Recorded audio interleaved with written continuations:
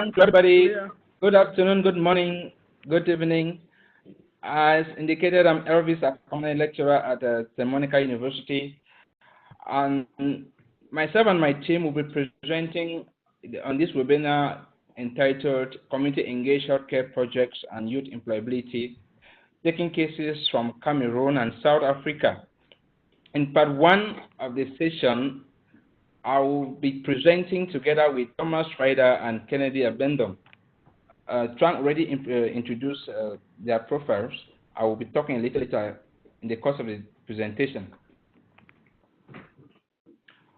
In the agenda here, I'll give a brief introduction about our project, and then Thomas will come in to talk about M2Raj, a mobile suitcase that we are currently developing to use in our healthcare services, while Kennedy will present on the project currently going on at Access Care. Access Care Clinic is a product of the Monica franchise project founded with support from the Terrorist Network Support Grants. I'll talk briefly on the Health Center franchise project. It was initiated in 2013 with the aim to ensure that all graduates, or most of the graduates from St. Monica University, are able to set up health centers across Cameroon. In doing so, they'll be able to provide the badly needed healthcare services to communities, especially those which are underserved and to people who are uninsured. And these graduates, in doing so, will be able to get jobs for themselves and increase or improve on their economic life. The main goal here is to address three issues: provide the most needed healthcare services to the communities, especially those who are underserved, provide jobs to the graduates, and also strengthen the local economy. It begins from class. We prepare the students right from class ahead of these tasks. There are three basic and integral components that we integrate into it. First, we have tried to introduce some courses aimed at making the students able to carry out these tasks in the field. This basically or notably includes informatics and telemedicine. We have visiting lecturers who come and teach the health students in particular on health informatics and telemedicine. These are the novel tools that are being used nowadays to carry or ensure the delivery of healthcare services, especially in homes to those who are underserved and don't have the easy access to health facilities. We also try to network with other partners to ensure that this goal is achieved. We cannot provide the necessary equipment that the students need on the field. Networking with the Brandenburg University, with in particular Professor Thomas Ryder, ensures that we are able to deliver an equipment that the students can use while on home care services. The students are also trained to be entrepreneurs.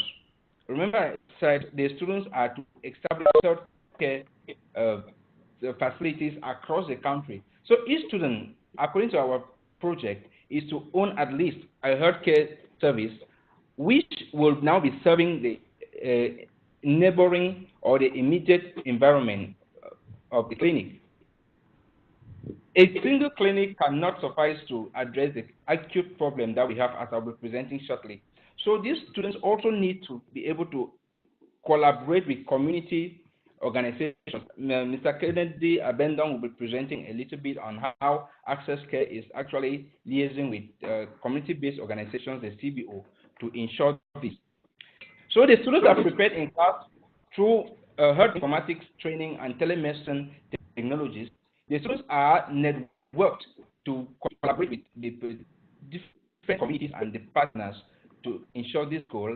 And finally, the students are trained using the St. Monica Health Center as an incubator for now to be able to run a health center on their own. We have facts to justify what we are doing. Cameroon is currently included or listed in the list of countries with critical deficit of health force across the world. And in particular with Africa, you can see Cameroon there. And this is not the only problem Cameroon has. Cameroon also has a huge burden of non-communicable diseases and, to a greater extent, communicable diseases, which are the biggest problem that we have. So to be able to address this, we have been able to identify the problems. First, we have the diseases available, the diseases causing huge problems in the community, especially communicable diseases like malaria, HIV, respiratory infections, tuberculosis, and the patient to doctor ratio is also very alarming, as you see in the statistics there. Nurse to patient ratio is also very, very bad, and other statistics that can be used to justify this. Similar situations will also be seen in South Africa, as Anita will be presenting shortly, that we share common problems. We have diseases well identified and established, and we are all both trying to seek solutions through community engaged healthcare services. I've tried mentioning the statistics here. You can see HIV, malaria, and lower respiratory tract infection as the biggest problem that cause either premature death or death as a whole in Cameroon and most African countries. So to be able to address this, as I indicated, we have three basic components that we use as integral part of the project. First, we have networking. Second, we have entrepreneurial incubation. And then third, we have the clinics themselves, access care clinics and Monica Health Center. So I will want to invite Professor Thomas Ryder from Brandenburg University to present on I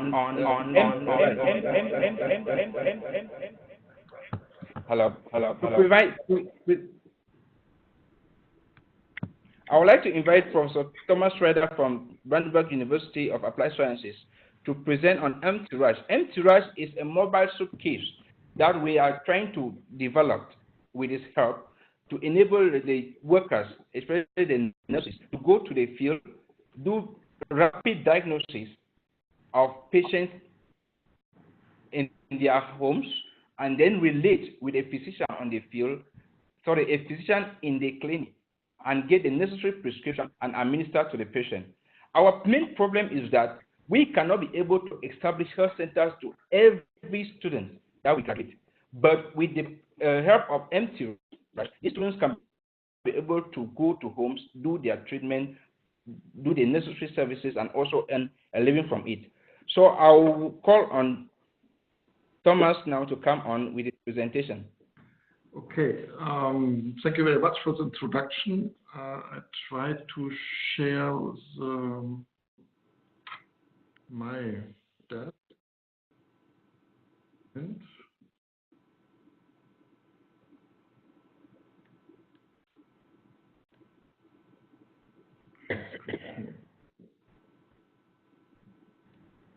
Okay.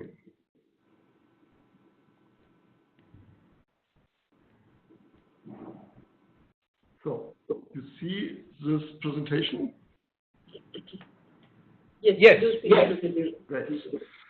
Okay, I want to introduce our work to provide medical services, healthcare services in rural area. And my colleagues, Marius Liefert and Dennis Wagner, we worked together on this topic. And this project started 2 years ago with my students from the technical school here in Brandenburg. And we observed a very complicated situation in rural areas in Cameroon. And we have typical problems there. We have the problem that the mortality of the children and the mothers are very, very high. It's a factor by 100. In Germany, we have about 1 person in 100,000 live births. And in Cameroon, we have a death rate of 500, about 600 persons. and it is a really tricky problem there. That was our starting situation to discuss this problem to provide medical services in this area. And besides this problems for the children and the young others, it's a more general problem there. In this area, we do not have any information about the health situation. We do not know how many persons are serious or how many persons have different kind of diseases. And so it's quite complicated to organize healthcare services very effectively.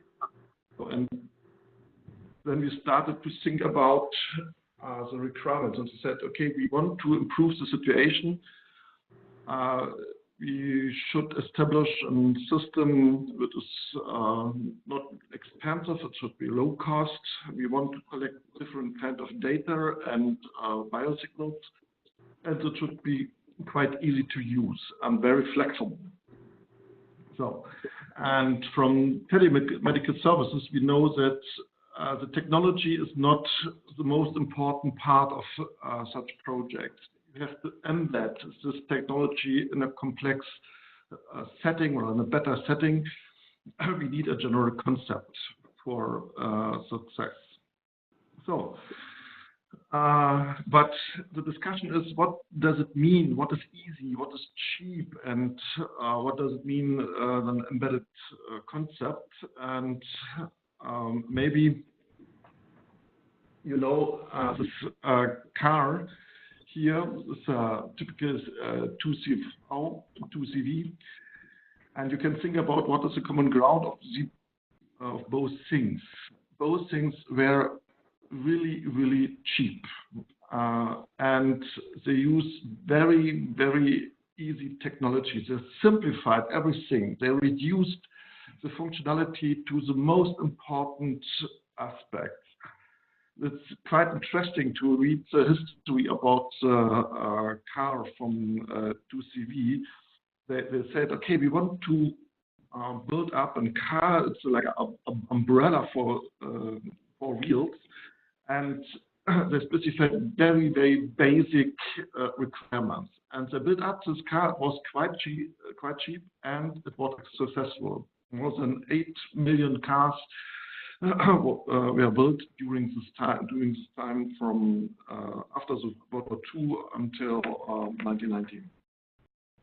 So this was the basic idea behind our concept, and so we started to think about the different technologies. The main problem in general in developing country is we have quite difficult medical problems, and we have only limited resources, it's clear. But to understand or to improve the healthcare situation, we need a concept to say how we can improve this. So one point was to say, okay, we need a local mobile system to collect medical data. And this medical data and the basic treatment should be done by a medical trained person, not only by the physicians. Because physicians are only few available in this area, we need medical trained persons, nurses or somebody lower than a nurse.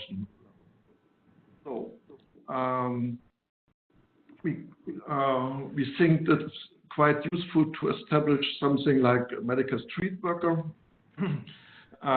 They can use this our technology and collect data and decide what should be done for the specific data. It should be quite easy. It's low-cost technology, and we have to implement tools for data management, local level and the central level. So, and in the first step, we tried to be very, very focused on different use cases. We started with this pregnancy woman. So the concept which we developed, you can see it here now, is quite easy. we have the possibility that the patient can go to the hospital, or the patient is visited by the medical street worker. In both cases, they collect data, they document the treatment and live vital signals and so on. And these data are stored on the computer and can be sent to a central service in the cloud.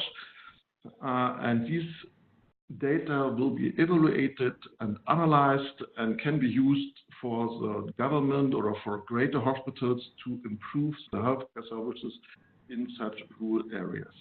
Okay, this is the basic step. The next step was to say, okay, how we can implement the mobility aspect. So we bought a very easy suitcase. The version 4 what we use now, but the first version was really a suitcase from the do-it-yourself market, very cheap, and we put everything in this suitcase. Now we have a better version with monitor, with barcodes, with a very small computer inside with Raspberry Pi, and some laboratory equipment. We can program this using standard programming languages and a local database. So it is quite cheap. We can adapt this setting for different use cases, and this is what we want. So the eHealth platform integrated in this suitcase offers the possibility to collect different kind of data, for instance, temperature, blood pressure, blood sugar, breath, and so on. And the system is quite flexible, using different kind of communication technologies such as WLAN and Wi-Fi cable or Bluetooth. And we can add a different kind of power supply. We can add solar cells or unbreakable power supply, accumulators, and so on. So you see here an overview about the different kind of sensors of the eHealth board. It's a prototype. You can use it for the setting. In the later version, we want to establish the basic technology for your own. And the next step also, the next great problem in general, beginning from the pregnant woman until other diseases, is how to add data about the patient. How we can put, we collect important data of the patient. And the usual way is to say, okay, we enter this data by hand using the keyboard. And for the case of pregnant women in Germany, we use some maternal cards, and they collect data from about 70 different items. And if you create an interface with so many different kinds of information, nobody wants to use it. So, and now we discussed how we can improve this process to enter data, and how we can simplify it. And we reduce the amount of data, and we simplify this, and we call it the HEAD model. HEAD means historic data, actual data, current data, and we add a tool, what we call triage. I explain the triage later. And the most important thing is, okay, we can collect data very easy if we use barcodes. We can print lists with symptoms and diagnosis, and besides this list items, we can add a barcode, and this barcode can be scanned very, very easy and very fast. It doesn't matter. We have 10 different items about a patient, and you can scan it very easy, point by point. and it takes only 10 seconds. It's really easy, and we observed that this technology can be really used in the reality. I show you some images later. So, and the reduction of the input this is the most important thing. We decided to create an interface with only some very important and unique items, the name, of course, a birthday. You see this screen, this formula is in German, but we decided we can change it in different languages. So we have here the personal data of the patient. You see here only two great areas for the historical data and the current data. And we can switch it in any other languages. You see here a version for the French language. We implemented this also for English, of course, and we can switch this to the other language what we want. So we created, we have standardized very good data without any errors, typing errors. And the next step is to say, okay, we want to analyze this data. We have in the rural area only persons with only medically trained persons, not physicians. And the next step is that the suit case offers a possibility to say this patient is very ill and should be treated in a hospital or not. And this suit case offers support for this decision.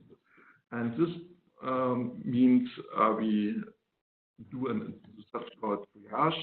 We prioritize the patient. It's very early patient, very important to treat this patient immediately, or you have time to treat the patient later.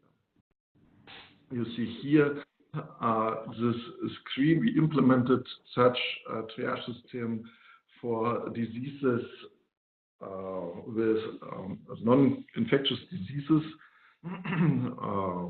cardiovascular diseases, neurological diseases, and so on. And we have these barcode inputs. We get standardized terms. We have a lot of rules connected with laboratory values, and these rules give us a possibility to decide this case is an emergency case, or this case we have time to treat the person. So in this screen you see that different type of data will be added to the patient, and the system evaluates these data, and you get a score, a triage. You see the yellow signal like an lamp. Okay, this case is not so easy. We should react, and the user get an additional information about the reasons and what the person should do. Here, in this case, you should consult a doctor immediately or with 1 month. So, you see, we have now different parts. We have the input, we have the triage system to support a medical trained person in the rural area. And the next step was to decide how we can collect this data to the central service. And especially for the rural area, we developed we call it small size data cube. We added different small sized computers, the Raspberry Pis, and these Pi ensure a very low cost system with low power consumption, and there can all data be stored. So we follow different standards to exchange the data from this small size server cube to the cloud. We implemented a multilingual system based on SNOMED, International Classification of Medical Terms. So we can exchange the information very easy to other systems. So the small size server cube consists of 6 Raspberry Pis with to one cluster. It's not easy to add extra cooling because we designed the shape of this cube that there's no temperature problem inside. So at the end, we have concepts for local and central services to manage different kind of data, medical data. Medical street workers can work outside a hospital, can go from patient from house to house and can add data, can treat patients, and in the hospitals, the physicians can review the cases in the evening and see where are the greatest problems. The medical trained person gets some decision support how to resolve different or difficult situations. And in general, we can use this data for resource allocation from the viewpoint of services. So the equipment is not very expensive, and we are very flexible to different use cases, to different languages, and different kind of data. So thank you for your attention, and you see my finish is, you see this use case is used in Southwest India. We trained the nurses there. These are very experienced nurses, but they didn't work with a computer, and after 1 week they very enjoyed to use this computer to add this data, and they work alone outside the central station. Yes, thank you very much.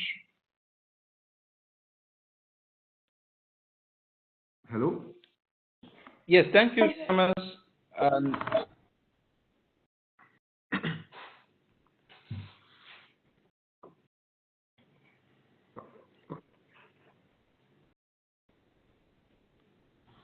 Thank you. Okay, thank you, Thomas.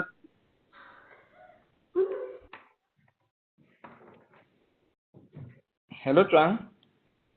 Yes, and the next part will be Can I presented continue? by Kennedy from Yes. St. Monica University in Cameroon. Thank you. Okay. Thank you very much. I will just go straight away with the presentation, which is going to run through from introduction to the community engagement program, the health insurance scheme that we do. The Access Care Clinic has as objective to actually provide care to people underserved, and this care should be really much more affordable. In a bid to attain these objectives, we do carry out community assessment to establish diagnosis. And usually we cannot carry out this community assessment on our own, so we do a lot of collaboration with community-based organizations, the district level, at the level of Ministry of Health. We also collaborate with the Regional Technical Group for the Fight Against Tuberculosis and HIV. And when we do this, we come out with community diagnosis, and then we design specific projects that we tend to implement to solve some of these problems. One of which, or some of which, include the maternal, child, and adolescent health education program.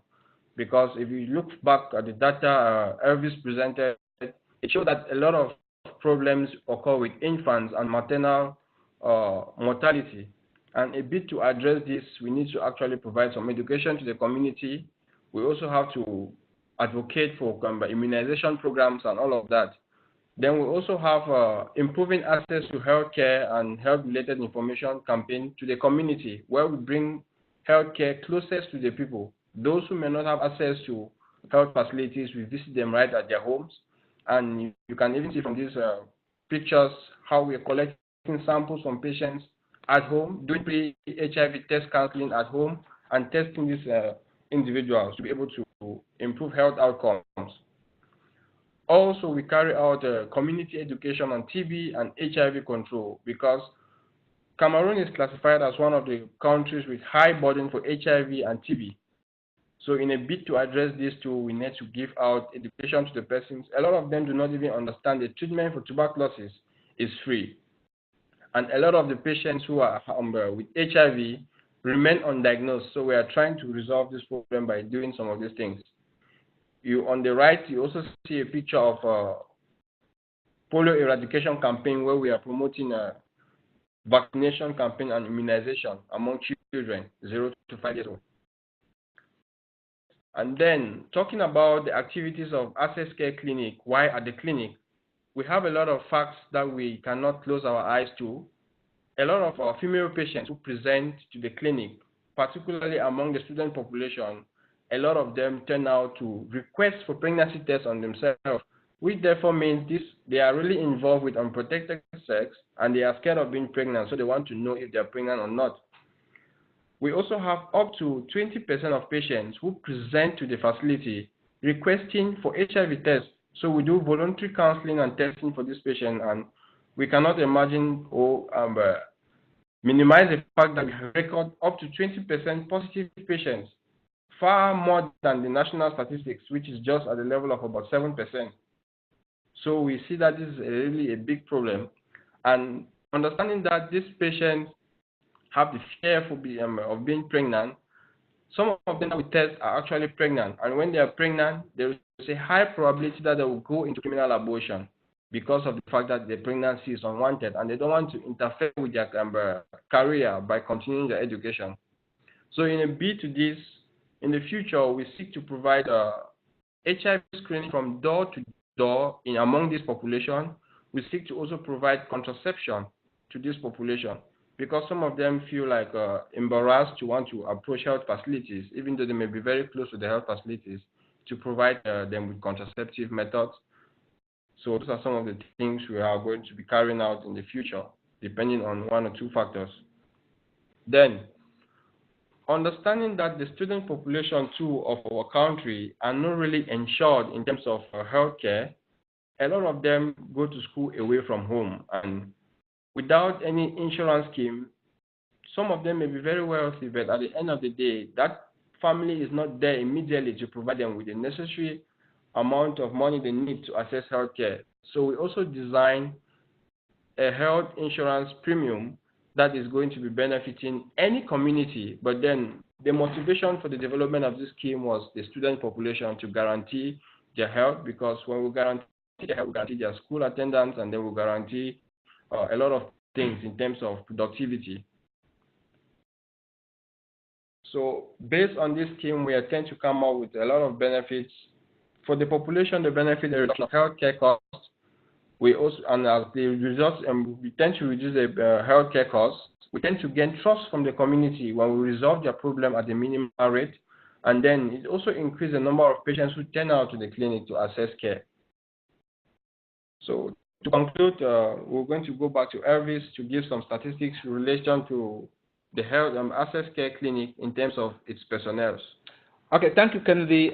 Just to recapitulate, the project of the franchise was to address three key issues: youth employment, poor health, and to empower youth through creating enterprises. So the first objective is being met. We have tried to create 2 clinics so far: St. Monica Health Center and Access Care Clinic.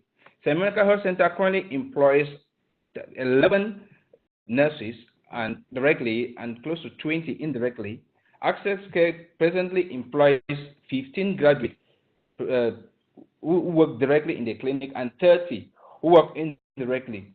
Students are also prepared for this task, as I indicated. So these 2 clinics serve as the incubators. The students come there for internship, and they are trained, they are linked to the community, they collaborate and work with the CBOs to ensure that they get used to the challenges that they will be facing upon graduation. Networking, thanks to networking, we are able to bring in empty-rights. Students are able to also work with communities and achieve their goals. Noticeable impacts that we have observed so far is reduced hospitalization.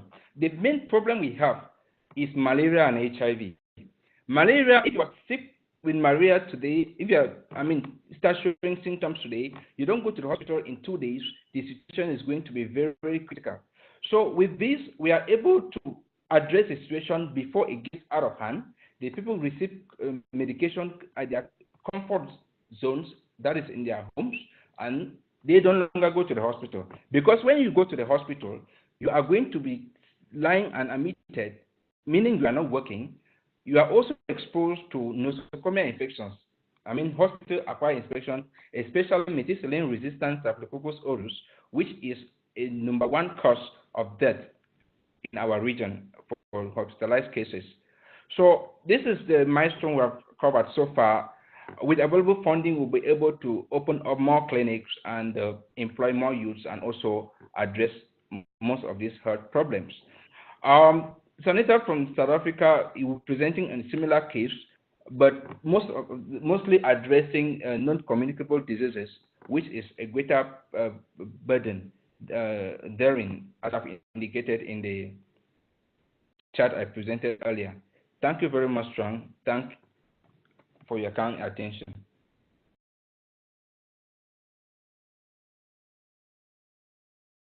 Hello? Yes, quite interesting.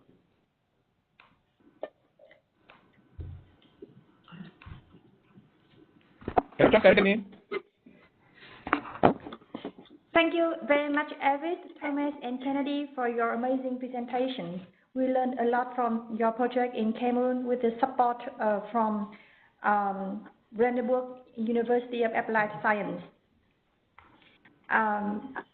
For the next part, I would like to invite Professor Sunita Srinivas and her graduate student, Theo Dustberry, to continue the presentations about projects in South Africa. Thank you. Thanks and greetings to all of you. Can you hear us, Trang? Yes, we can get to. So in our presentation, what we are focusing on is responding to our context-specific problems and looking at our local problems. How do we have grassroots level and sustainable solutions where it's more of empowerment of people and using the key concepts such as networking within our students. And where we would like to stress with respect to the employability factor is that when it comes to employability of pharmacists, there are no issues because it's just the opposite problem for us in the terms that we have enough and more jobs available, but because of the brain drain, we end up losing our pharmacists. So employability becomes less of an issue for us. So it's all about introducing the concepts of being enterprising and how to network to look at solutions that we need for our problems. So what we will explain here will be based on a presentation that technically should have been done by Mr. Tandi Mprizi, who is our institutional wellness specialist. Because he's out of station, I'm doing this on his behalf. He started his career with respect to HIV/AIDS because that is always seen as South Africa's #1 problem. And he introduced the concept of peer educators into the system where the support staff have been trained in order to work for empowering all the remaining support staff in understanding the myths about HIV and how to prevent HIV. So we have more than 1,500 support staff and 40 of them have been trained in this peer education program. So what we have done is we have basically used the available program and we have enhanced that program for workplace health promotion team. So here we have some photographs where we are constantly interacting with the support staff to get their inputs. And we are doing all this for 4 different projects which are responding to the big burden of non-communicable diseases. And what I would like to focus on here is that when you look at the Sustainable Development Goal 3, which is to do with health, it is surrounded by all the other 16 Sustainable Development Goals. So we are keeping health at the center of this in our approach. And the other aspect that we are focusing on is how do we promote youth employability and enterprising aspects in pharmacists, future pharmacists, by introducing health promotion. Because pharmacists are being trained traditionally only with respect to treatment and with respect to medicines. Whereas this specific program is looking at how do we use the available South African Qualifications Authority Act and all the institutional policies where we train our pharmacists to have critical cross-field outcomes. And among the critical cross-field outcomes, one of the most important ones is how do we participate as responsible citizens. So as a part of that, when we look at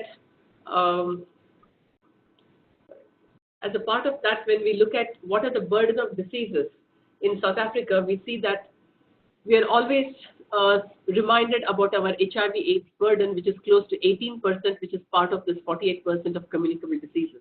But what people do not, or what people generally tend to overlook, is this more than 43% of deaths, which are coming from non-communicable diseases.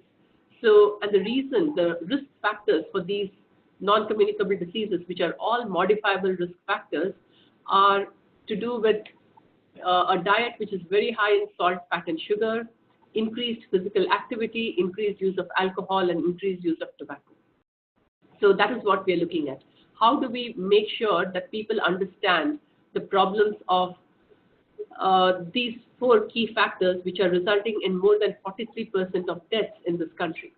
The other aspect that we need to bear in mind is, though South Africa doesn't face the problem of critical threshold of healthcare professionals not being met, we do have more than 23 healthcare professionals for 10,000 population, and we have just used the differences here. But we do have less number of healthcare professionals available, and the more we come to rural provinces or slightly backward provinces such as the one where we are in the Eastern Cape, then there is a complete shortage of pharmacists. So when we don't have pharmacists even for dispensing medicines, there is no way we can have pharmacists for teaching about promotion of health. So that is where we are focusing in this project.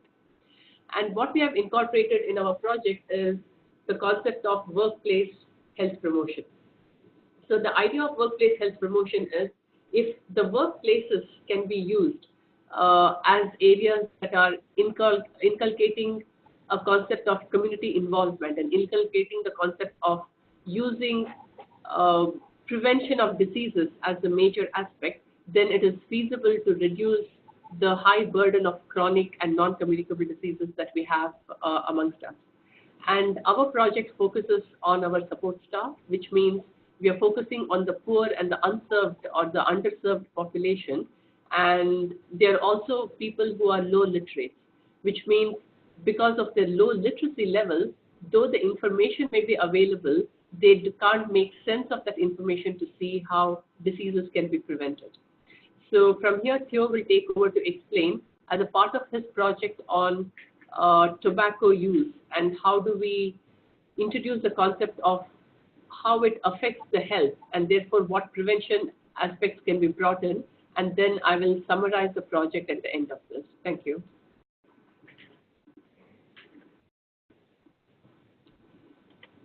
So what are the benefits of workplace health promotion? Not only to the support staff, but also to the institution and us as students conducting the research, because we are all growing in this project. So first of all, to the institution, if you look at this here, if an institution conducts workplace health promotion programs, it provides a positive and caring image towards about the institution towards its employees. And obviously, if you have healthy employees, then you have reduced staff turnover numbers, reduced absenteeism, increased productivity, which are all benefits to the institution. And also, what are the benefits to the employees is that they have reduced stress levels, which is important in the prevention of non-communicable diseases, and they have increased job satisfaction and all those different benefits.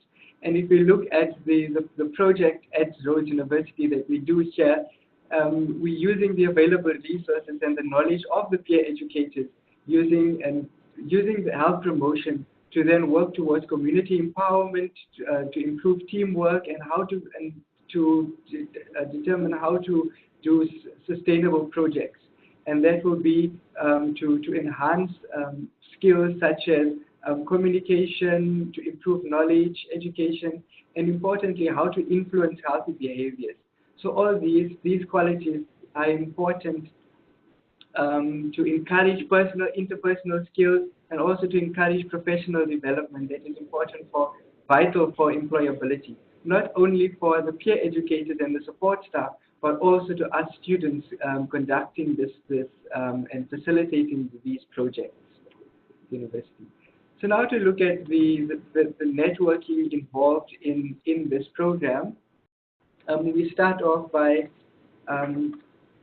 placing the 1,500 support staff in the center, and then networking with an interdisciplinary approach with entities such as the Rhodes University Healthcare Center that currently focuses more on students instead of the staff. So we are currently working with them to extend their services towards the support staff, so they can also benefit from the health services at the university. And another advantage of working with the Healthcare Center and is also the student wellness officer is working in collaboration with the Rhodes University Healthcare Center, and that is an advantage. This project can also reach out to the students at the university. And then we work together with the middle managers, the support staff middle managers. We also work together with the Rhodes University Business School. And this is very important because they help us improve and enhance our leadership abilities, us as the students, as well as the Rhodes University support staff, peer educators, so as they can go out and be leaders in healthcare and health promotion, so they can motivate and influence healthy behaviors, and then to combat these preventable public health issues that affect the workplace in such a way. And one of the things that makes the program so exciting and so enjoyable is we also collaborate with the Rhodes University Drama Department, where they help us to break down those communication barriers between us and the support staff and the end users of the program. They teach us how to conduct role plays and to make the information more relatable, and it improves in breaking down those communication barriers. And so those activities and things will all be included in our health material that we disseminate to the peer educators in the end. Also, the School of Languages plays an important part in breaking down those barriers, where they help us translate our health information, leaflets and information, and they also assist with assisting with the cultural concepts and how do we make our work more culturally sensitive and contextually appropriate, so it's more relatable to the support staff, and they're more open to receiving and becoming part of this project and taking ownership of these projects. We're also working together with the Rhodes University union leaders. For example, they provide us important information on how these non-communicable risk factors influence the workplace in terms of health insurance and all those different things. We work together with occupational health and safety personnel at the university.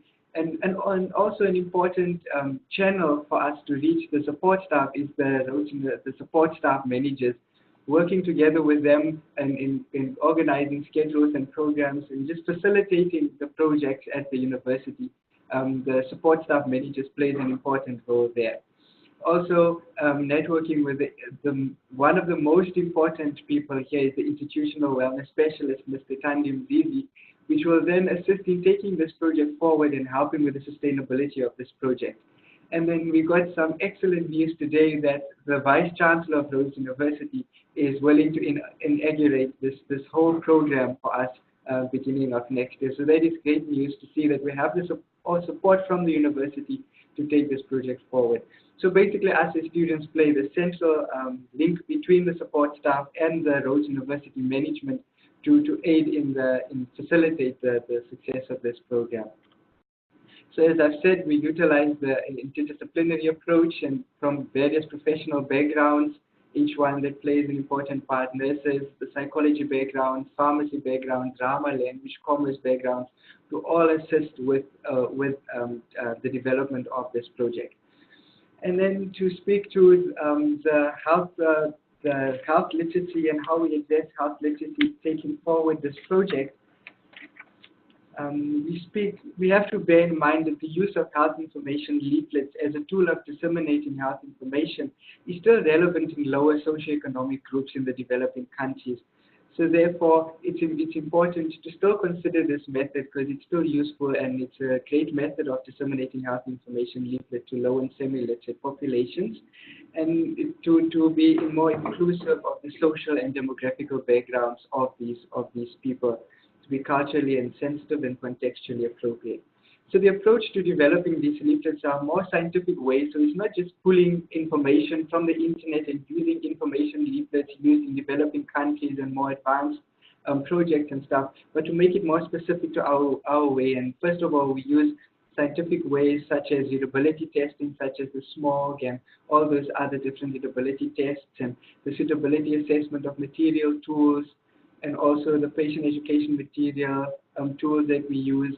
We use comprehension and acceptability questionnaires, or everything to make it more suitable to test the comprehension and the readability of these leaflets, so to make it more user-friendly.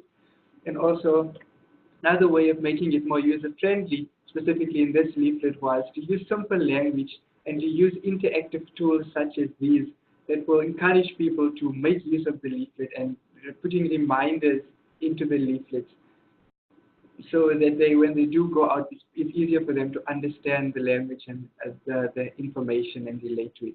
Also, the participants requested that we use a scare tactic where we use images and we show people the disadvantages and the negative effects of these conditions have on the human body. They said we want to see a person and we want to see all the different diseases pointing towards the different body parts. So we all include all these things, make it more visual and more easier to understand. And because this is a participatory approach that we are taking with the end users. Also here we can see we include summaries of things, more games and more advice on how to take it forward, using pictures that are culturally sensitive, using the myths that people present to us, and then we back it up with scientific things to say, okay, is that really a myth, or is there some truth to it? So we combat those myths in the leaflets, and we use, as you see the pictures, this is a context-specific picture. This picture was very well accepted by the population because of its relevance and its context appropriateness here. So there's some examples of the leaflet that we use, and here we show the human body and all the different things that happen. So all these health information will then be combined inside a trainer's manual. And the trainer's manual will then lay out more in depth the different causes of the causes of these diseases and how to deal with them. I'll go into the content page in a few seconds, but this manual will be used by the support staff in the end for their future projects and to make the project more sustainable. Now, this manual will be implemented through a series of training workshops, and which is said the Vice Chancellor will aggregate the opening of these training workshops. We will be with the support staff to make sure that they understand the content of the trainer's manuals, and they know how to use and implement these concepts much better. A pocket guide with more simple, more summary of the trainer's manual for easy access, so they can carry around with them, and also a trainer's CD where people explain to them the content of this. So it's just making it easy. It will be for their use and also in their own home language. So the content pages you can see here with just an example, just in the draft stages, we say the topic here is tobacco use. We speak about what is tobacco use, understanding the theory behind it, and also understanding the behavior aspects to it. So understanding tobacco user behavior, why do people use tobacco, concepts such as addiction, the stages of addiction, withdrawal, all those different things, to understand the background and to understand people's beliefs and attitudes behind doing these certain things. So all these things will be included into the leaflet. And then how do we influence behavior change? What are the stages of behavior change? And how do we use motivational interviewing when we do interact with the support staff to then aid in health promotion. So all these things will then be included into the trainer's manual. The peer educators will then be trained on how to apply these concepts when they do go out and perform these health promotion things in the future. So that is important. So, yeah, so in summary, what we would like to highlight is that the idea is to make a project sustainable. The idea is to use the available resources within the university.